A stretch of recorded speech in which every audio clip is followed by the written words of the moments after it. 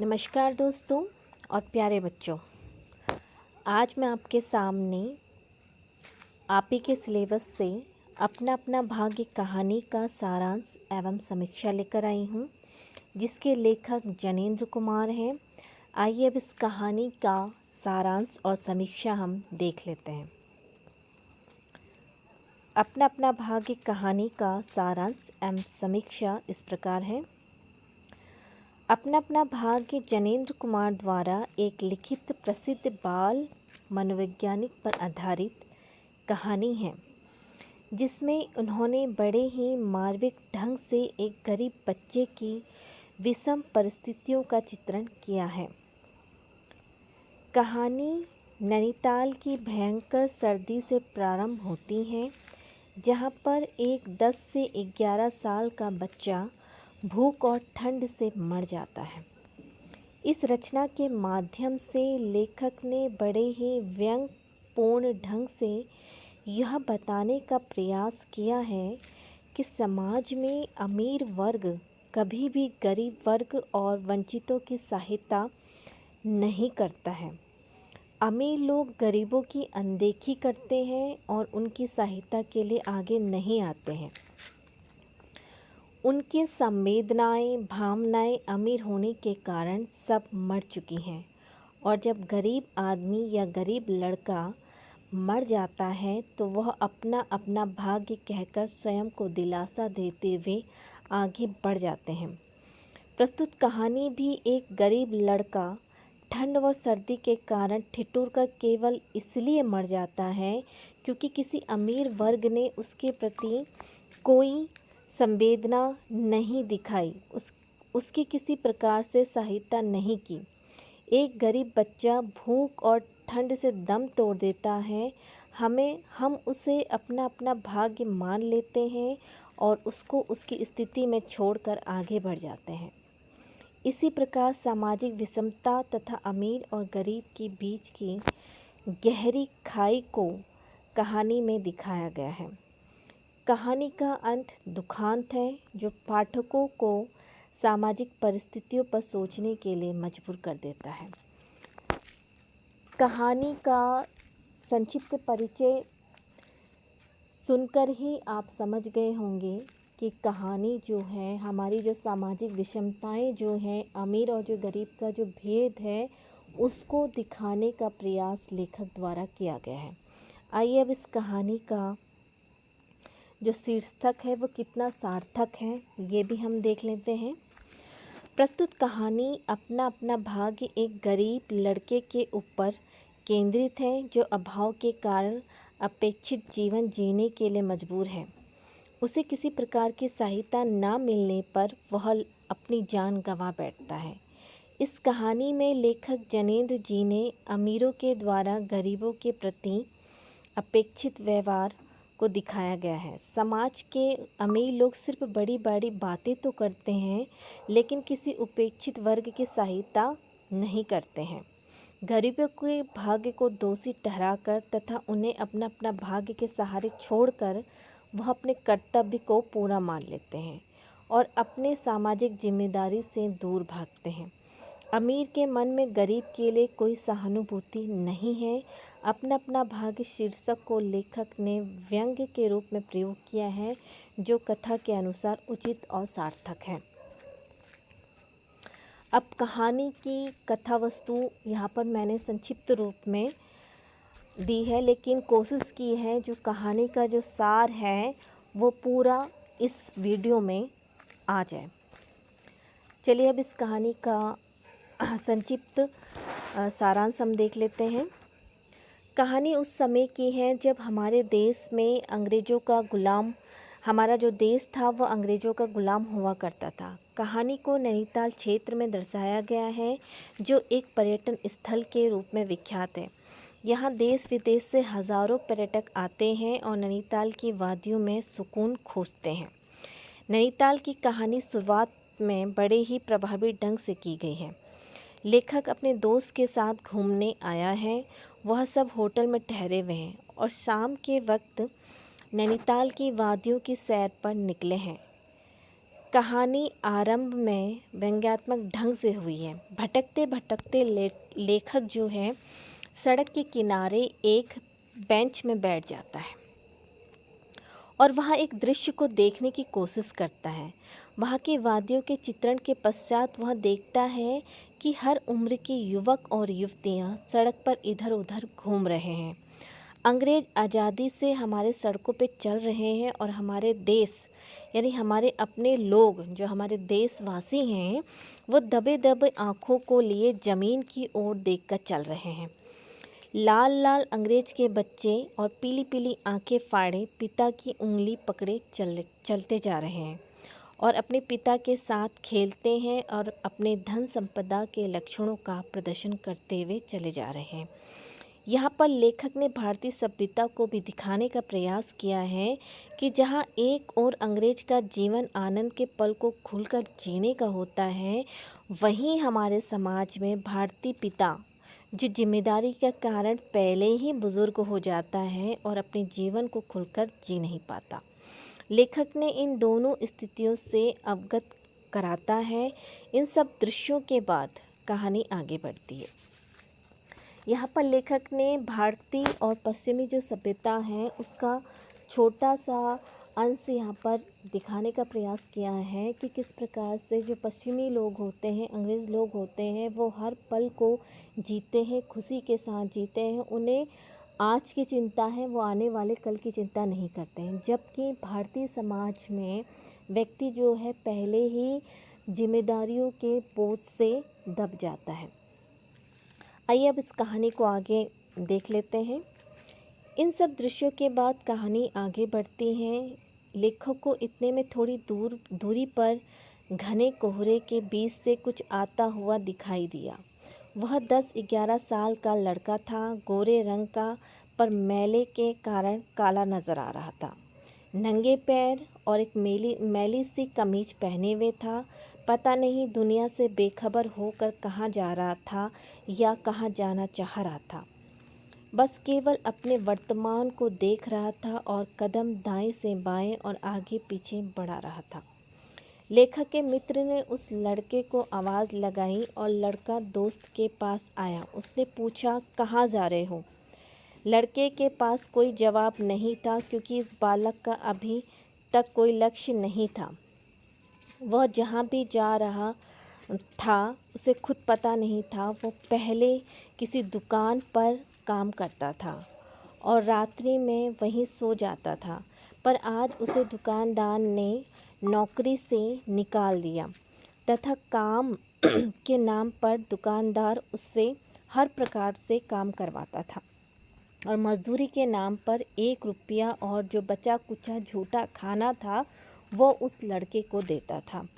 इस तरह की मनोवृत्ति वाले दुकानदार आज भी हमारे समाज में बिखरे पड़े मिल जाते हैं। यहाँ पर भी एक दृश्य अंकित करने का प्रयास लेखक द्वारा किया गया है कि किसी की बेबसी और लाचारी का फ़ायदा उठाकर जो हमारे सेठ लोग होते हैं, अमीर लोग होते हैं, दुकानदार होते हैं, वो हर प्रकार से तो ऐसे बेबस लड़कों को लड़कों से काम ले लेते हैं, लेकिन मजदूरी उनको उनकी मेहनत का आधा पैसा भी नहीं मिलता है। खाने के नाम पर जो बचा कुचा खाना होता है वही उसको देते हैं।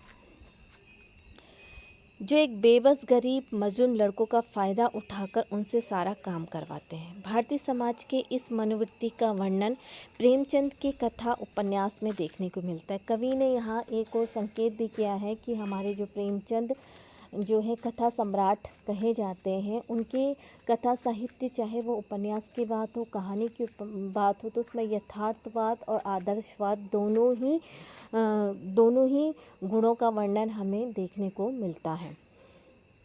लेखक का मित्र उस बालक से कई सवाल पूछता है क्योंकि लेखक का मित्र उसके मन में कई प्रकार की जिज्ञासा उत्पन्न होती है कि ये जो गरीब लड़का है जिसके पास ना कपड़े हैं, ना खाने को कुछ है, ना पैर में चप्पल है, ये कहाँ इस कोहरे इतनी ठंड के जो कोहरा लगा हुआ है, इतनी ठंड में वो कहाँ जा रहा है।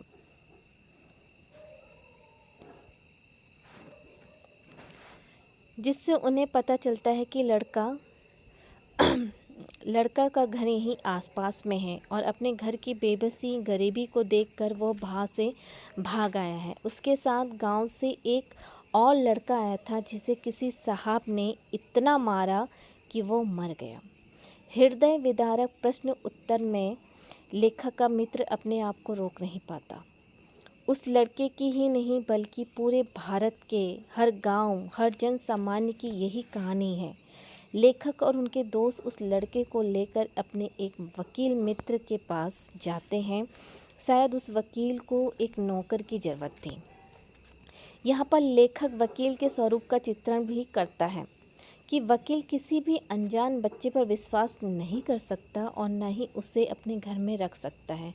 इसलिए वह अपने मित्रों से उस बच्चों को अपने घर में रखने के लिए मना कर देता है और उस लड़के को उसकी स्थिति में छोड़ देता है। यहाँ पर भी देखिए कि एक ऊंचे पद वाला जो वकील है वो उसकी स्थिति से अवगत होने के बावजूद भी उसको नज़रअंदाज कर देता है।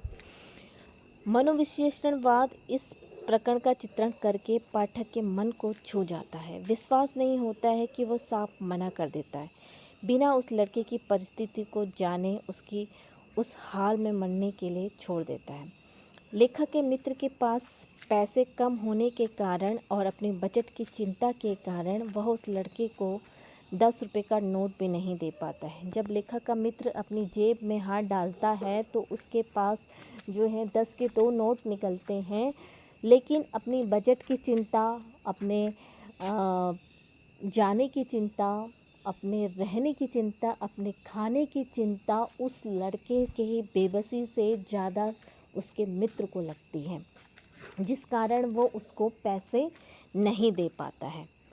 यह सोचकर कि इस पर दया करने वाले ज़माने में और भी बहुत लोग मिलेंगे, और लेखक और उसका मित्र लड़के से कहते हैं कि कल होटल आना और उसे वह कुछ काम अवश्य दिलाएंगे। यह वादा करके दोनों मित्र अपने होटल की ओर चल देते हैं और लड़का भी तेज़ गति से आगे बढ़ जाता है और कोहरे में कहीं खो जाता है। होटल के कमरे में पहुंचकर लेखक का मित्र कहता है कि आज ठंड ज़्यादा है, उस लड़के का क्या होगा, उसके पास तो गर्म कपड़े भी नहीं हैं। इतने में लेखक कहता है कि पहले अपने बिस्तर को गर्म कर लो, फिर किसी और की चिंता करना। अगले दिन वह लड़का होटल नहीं आया। लेखक और उसका मित्र अपनी यात्रा की समाप्ति करके होटल से विदा लेकर अपनी मोटर कार में सवार होकर थोड़ी ही दूर पर जाते हैं तो उन्हें पता चलता है कि कल 10-11 साल का लड़का जिसने काली कमीज पहनी थी वह ठंड के कारण ठिठुर कर मर गया। लेखक और उसका मित्र यह कह देते हैं कि शायद उस लड़के का यही भाग्य होगा। यही अपना अपना भाग्य कहानी समाप्त हो जाती है। अब हम इसका पात्र एवं चरित्र चित्रण भी देख लेते हैं। कहानी का मुख्य पात्र 10 वर्ष का वह बालक है जो गरीबी के कारण अपने एक साथी के साथ घर छोड़कर शहर आया था। किसी साहब के द्वारा उसके दोस्त की हत्या कर दी जाती है। यह गरीब है पर मेहनती है, काम की तलाश में भटक रहा है और मरने वाली रात के पहले लेखक का मित्र उसे काम दिलाने की बात करता है। वह बेईमान नहीं है, मेहनती था। विधाता से शायद वो 10 वर्ष की आयु लेकर ही इस धरती पर आया था, किंतु उसे सभ्य समाज से केवल एक मैली कमीज मिली, इससे ज़्यादा और कुछ नहीं।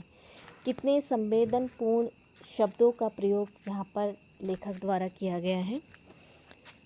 दूसरा पात्र जो दिखाया गया है कहानी में वह लेखक का दोस्त है जो दयालु स्वभाव के व्यक्ति प्रतीत तो होते हैं, जो एक गरीब लड़के को अपने पास बुलाते हैं और उसकी मदद भी करना चाहते हैं। उसे नौकरी दिलाने का भी भरपूर प्रयास करते हैं, कुछ आर्थिक मदद भी करना चाहते हैं, पर उन्हें अपनी बजट की चिंता ज़्यादा रहती है, जिस कारण तत्काल मदद नहीं कर पाते हैं।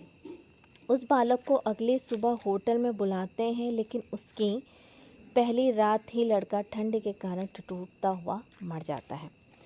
अब हम इसमें भाषा शैली में देख लेते हैं।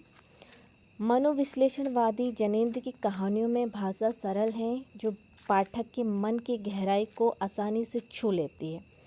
सरलता, सरसता, कोमलता इनके भाषा के गुण हैं। जहाँ तक शैली की बात की जाए तो कहानी में यथार्थवादी शैली का प्रयोग किया गया है। आरंभ से अंत तक वर्णन जो कहानी में किया गया है वो पूरी तरीके से यथार्थ है। अब कहानी का उद्देश्य भी हम देख लेते हैं।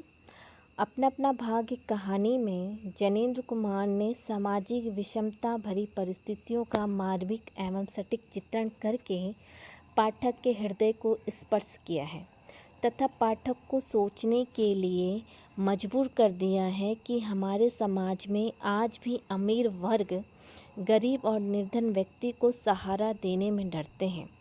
इस कहानी के माध्यम से लेखक ने समाज के गरीब, लाचार, बेबस मनुष्य की उपेक्षित स्थिति को दिखाने का प्रयास किया है और यही लेखक की कोशिश रही है कि जिस तरह उस बालक की मृत्यु ठंड और भूख के कारण हो जाती है, इससे ज़्यादा और क्या बुरा हो सकता है हमारे समाज में, जहाँ दो मित्र मिलकर भी उस बालक की कोई मदद नहीं कर पाए और ना ही वकील जैसे ऊंचे पद वाले भी लोग उसकी मदद के लिए आगे नहीं आए।